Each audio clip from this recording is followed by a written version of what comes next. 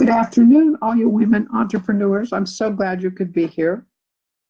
If you've been following along with my Facebook Lives, you know that I have actually done a couple of videos encouraging you as a woman entrepreneur to do Facebook Lives. That right now, it's one of the most popular ways of getting clients and customers and good conversion rates because it's you in person, you being authentic. So I'm going to start off by telling you a couple of things not to do in your Facebook Lives. One of them is do not wear too much lipstick. If you wear too much lipstick, it may look good in the mirror at home, but it looks smeary on the video. So not too much lipstick. Number two, please do not sit in a flowered chair and wear a plaid shirt. I tried that. Luckily, I wasn't live, and I realized instantly that wasn't going to work. Number three, I recommend no dangly earrings, because if you wave your arms around and you bounce your head around, the earrings go flying all over the place and you look like a complete idiot. So no dangle earrings. Again, I tried it, and luckily it wasn't live. But then I did a couple of things that were live, and whoops. So one of them was I thought it would be nice to play a little music before we started the Facebook Live. So I just went over to YouTube and I got a really nice, pleasant little piece of a Lucio Clementi piano sonata. Not Bach, but, pretty good stuff. Very pleasant afternoon music. And then when it came time to start, I turned it off. Turns out the mic didn't pick it up. So I'm talking about the music I'm playing, and I'm sure people are going, the what? Because nobody could hear it. So no more music from me. That's not going to work. But the second thing is be careful of what the mic does pick up. So I'm going to demonstrate something right now. So in yesterday's video, I had my clipboard down here, and I had paper on the clipboard. And every time I moved the paper, you could hear it. Oh, great. Oh, that's fabulous. Hi, Cindy. Welcome. So I didn't realize the mic was picking it up. And meanwhile, I had a friend, luckily a good enough friend she could tell me what happened. She wasn't watching. She was just listening. And she thought, you ready for this? She thought I was blowing my nose on Facebook Live. Oh dear, this is not okay. So what I learned was if you have room between you and the side of your chair, don't put anything there, because the mic will pick up the noise if you're touching it or moving as you move around. And it happened a lot yesterday, and it turns out every time I moved around, the paper would move and it would pick it up. So those are my tips for those of you who would like to do Facebook Live, some things not to do. But one of the things you do want to do is to introduce yourself. So I'm Dr. Mary Jo Wagner. I'm the Unstuck Coach, and you are watching the Tapping and More show. This is for women entrepreneurs who want to release that emotional and psychological stuff that keeps women entrepreneurs, like all of us, from moving forward in our business. Those are really bigger issue than lack of skills or lack of experience and so forth. It's the emotional and psychological stuff that really keeps us from going forward. So before we get started, I would like to ask you to go below the video and tap like, and then share the video with anyone you might know who would enjoy it. Hi, Kathy, glad you're here. And spread the word around Tapping and More. So as I promised a couple of times now already, we are going to work today. We're going to start the work. We're going to do probably many more videos around this, but we're going to do the first video today around the influence of the biggest thing that keeps us from moving forward in our business. You have any idea what that is? If you do, you can put a comment down in the comment box. Well, you may be surprised at what it is, but the biggest thing that keeps us from moving forward in our business is what we learned from our parents before the age of reason. The age of reason is considered around 7 years old. Hi, Cheryl. Glad you're here. So before we're 7 years old, We don't have a lot of brain power, a lot of frontal brain power, the kind of brain power we can figure things out, where we can say this is right, this is wrong, and where we can actually have some discernment around things. Up until that age, we don't. So before that, we pretty much take what our parents say and do as truth. Once we get older, and at a certain age, we decide everything our parents say or do is wrong. But there's a happy medium there, and we're able to actually figure it out. But we can't figure it out when we're younger. And what happens is that piece that we couldn't figure out as children sticks with us forever. So as I promised earlier today, there is another quiz for you, and I'm going to have to find it. Hang on just a minute. That'll probably make noise in the video. Yes. Okay, here we go. So here's the quiz. So again, this is a yes or no quiz. You just need a piece of paper and a pencil, and if it's a yes, just mark yes, and you don't even have to mark if it's a no, and then you just count up the yeses at the end. Can you say yes to my parents? This isn't about your belief. This is what your parents believed. My parents believe you have to work hard to make money. Yes? No? My parents believed money didn't grow on trees. My parents believed men should be the breadwinner.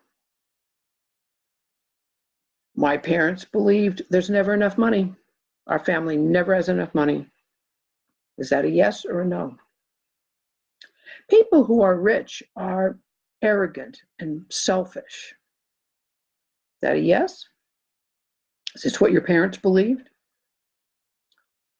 Money can't make us happy. Is that a yes for your parents?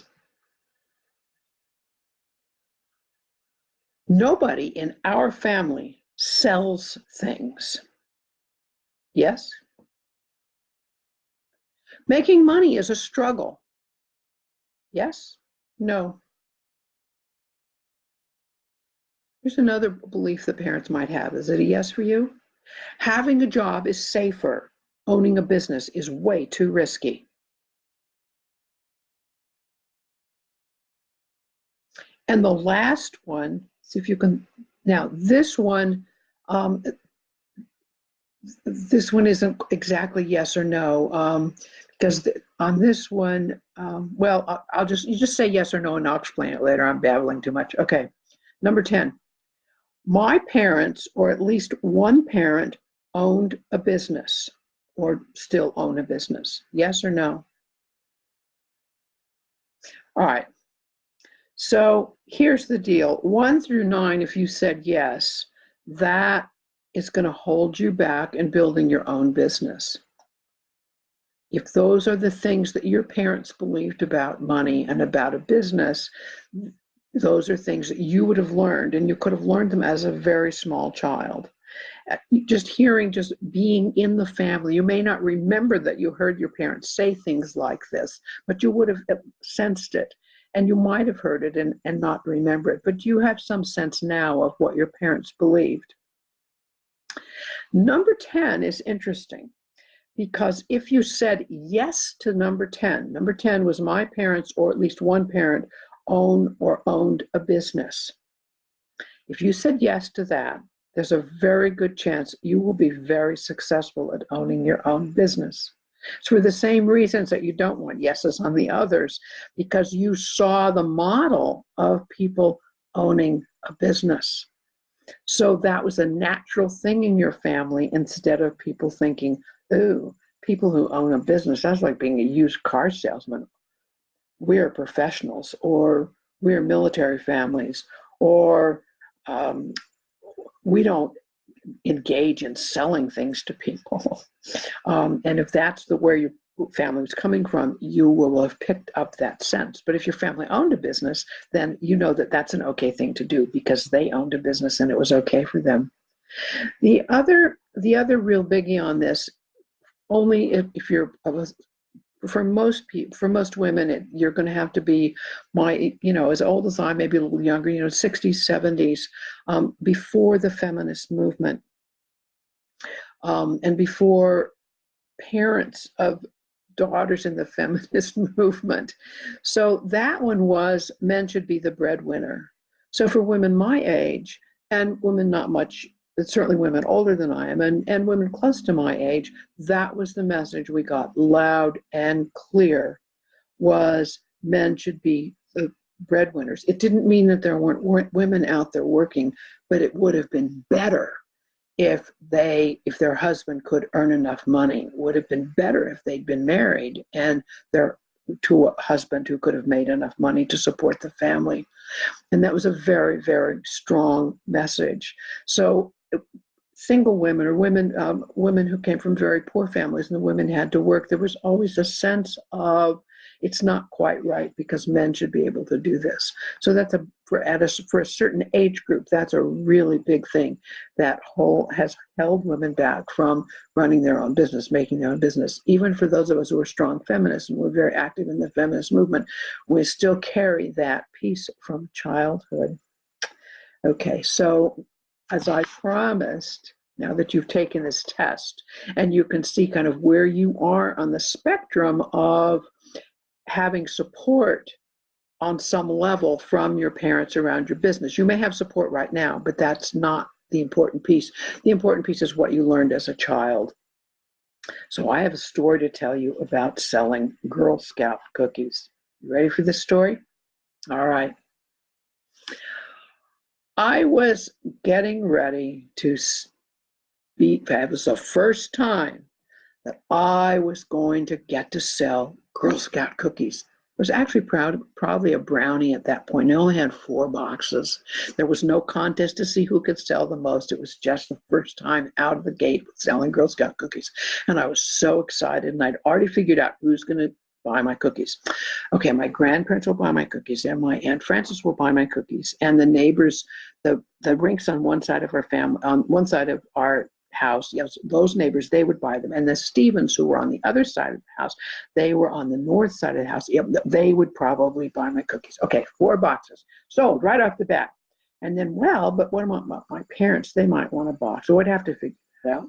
So my father came home from work and he sees these boxes of cookies on the dining room table. And he goes, Mary Jo, why do you have all these boxes of cookies? I said, I get to sell my Girl Scout cookies. He looked at me and said, under no circumstance. No one in our family goes door to door selling things. And I said, well, my Girl Scout leader said I had to do this.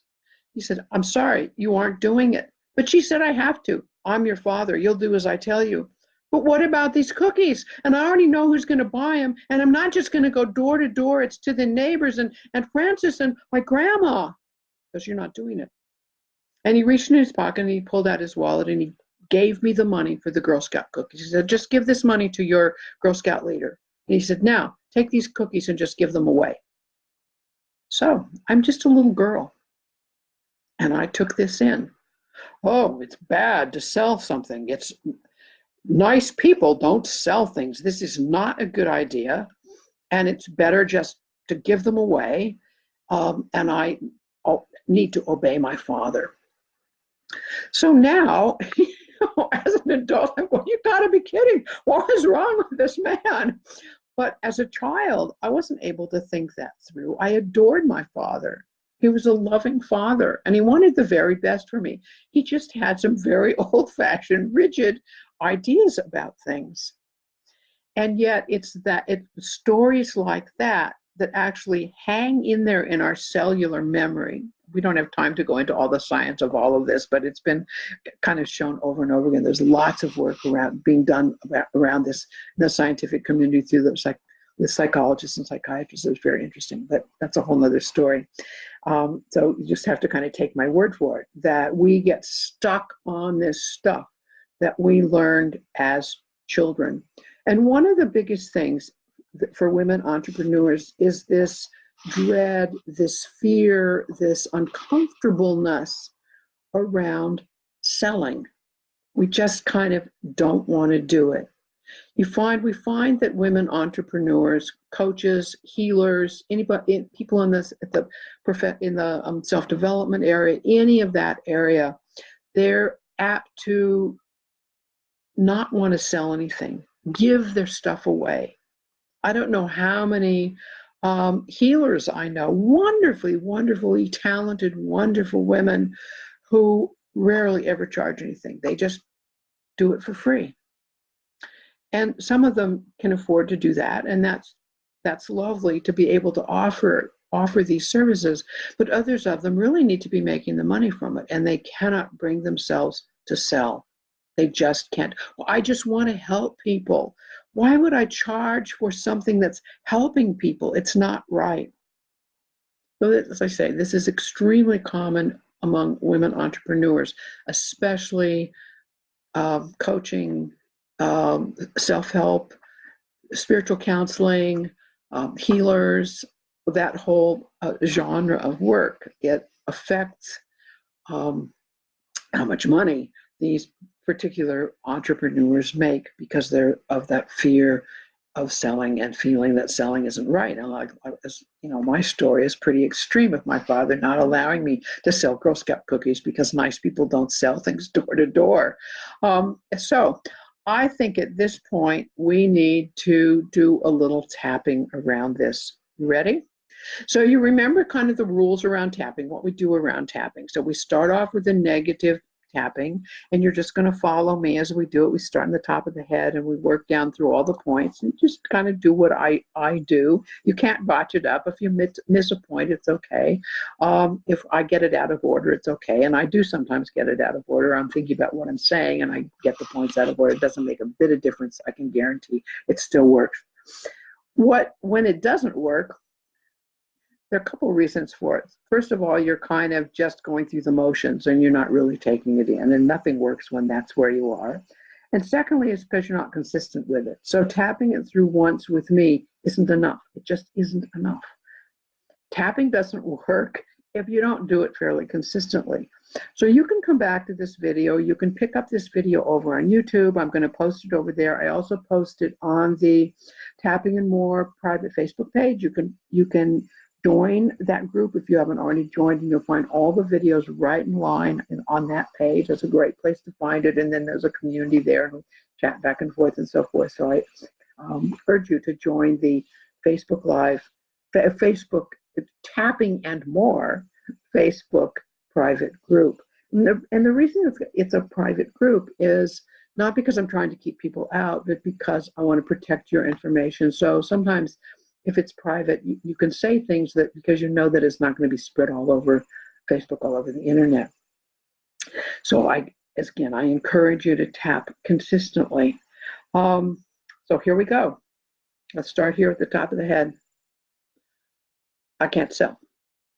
I refuse to sell. There's something kind of icky about selling. It's kind of scary. I have a hard time ever saying my price. I just can't get it out.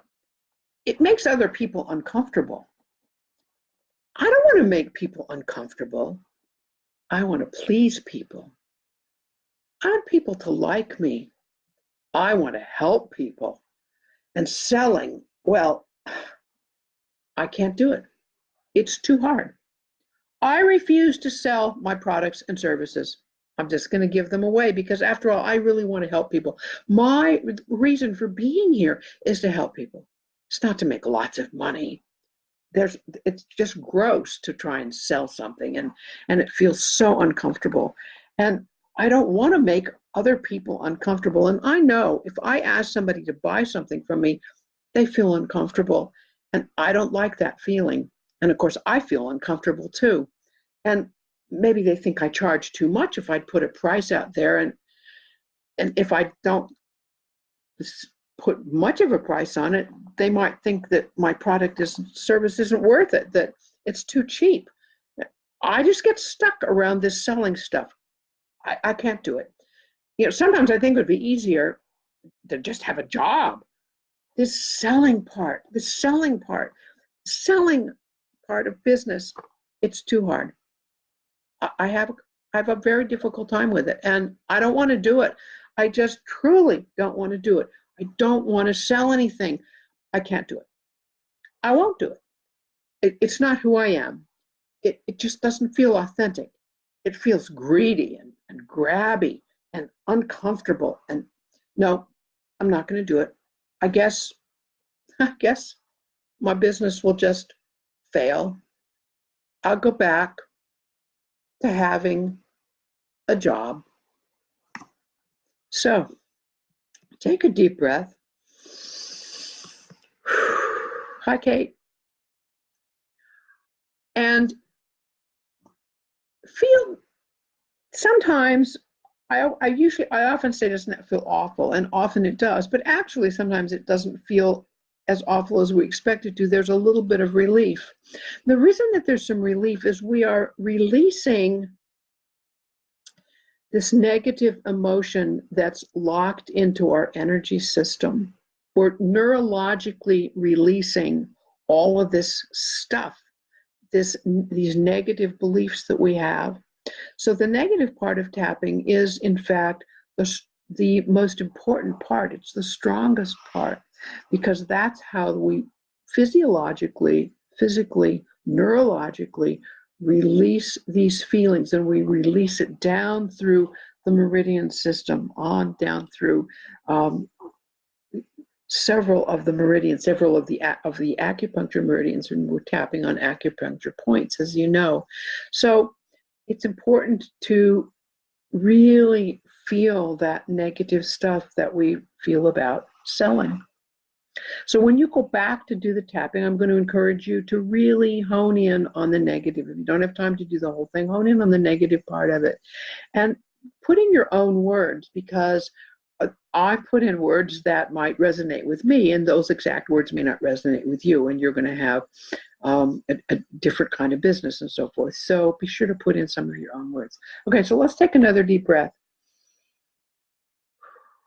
And let's do the positive round of tapping. I honor these feelings. I honor these feelings around fear, fear of selling. It's okay.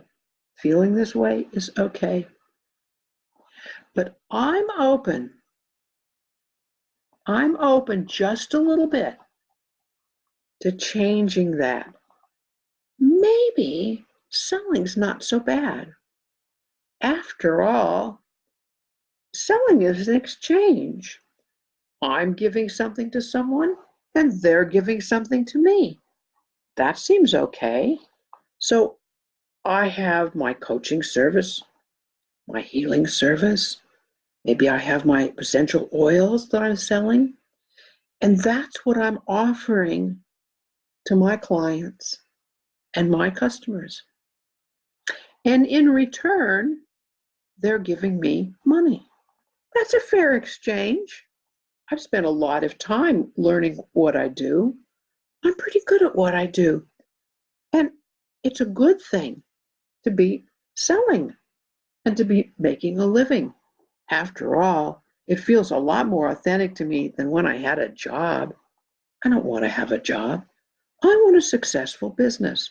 So I know to have a successful business, I need to be selling. I need to be selling my services and products. And I'm open to feeling good about that, feeling positive about that, knowing that I'm helping people and I'm making a living at the same time. I'm supporting myself. This is a good thing. There's nothing sleazy about selling something. I'm not trying to cheat people. I wouldn't do that. I'm not ripping them off. I'm being fair. I know that. My clients and customers know that. I'm open to feeling good about selling in my business.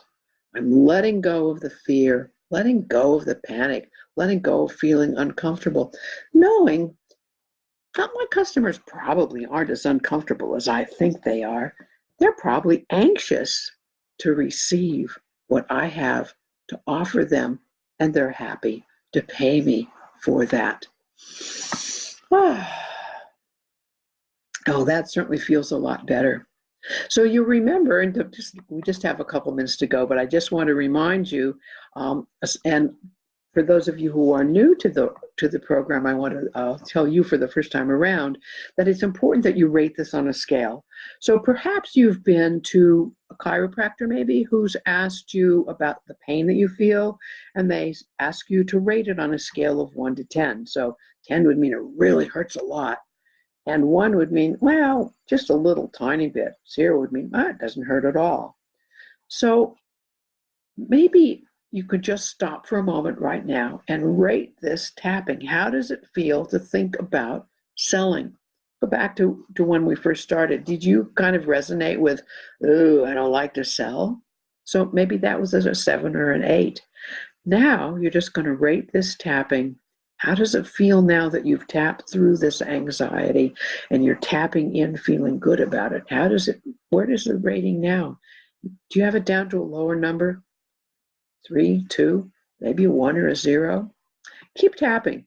Come back to this tapping and keep tapping until you can get it down to a 1 or a 0. You don't have those big 10s like, oh, this is too scary. Okay, so tomorrow I already told you we're going to go back and redo the negative beliefs about money. 3rd time's a charm. And now that we've got the internet connection business all fixed, that should take care of it. I have to laugh about the internet connection stuff. It really fits into some other segments that we've had around beating ourselves up and the feeling it's our own fault, because what was going on had nothing whatsoever to do with me, my house, my computer, anything. It was a Comcast problem, and they had to come out a couple times, and it was a very big deal up on the pole down the road, 40 feet up, and the connector had broken, and the guy had to put a new connector on. That's not something I would have been able to figure out, much less would I have been able to fix. I should have called right away instead of thinking it was my fault. Anyway, we're all back on and everything's fine. So we'll redo the negative beliefs around money tomorrow. And even if you're not a women entrepreneur, you might want to come along, because that's really pretty universal. And it's some very interesting things about what you believe in money and why. So again, click below, leave some comments if you will, click below that you liked the video, share it if you've got friends who might enjoy it. And if you'd like to move forward in thinking about your business, strategizing about your business, you're wondering where you should go next. You've got goals. Some of them are working. Some of them aren't working. You're trying to figure it all out. I'd love to help you get some clarity on this. So I invite you to overwhelmtoaction.com/clarity. CLARITY. That's overwhelmtoaction.com/clarity. And I invite you to go on over there and click through it, and we'll set up a time to chat. There's no charge, and we'll help you get some clarity around your business goals, what's working and what's not working, and most importantly, what you need to be doing next. So I'll see you tomorrow. Have a great evening, and thank you so much for being here.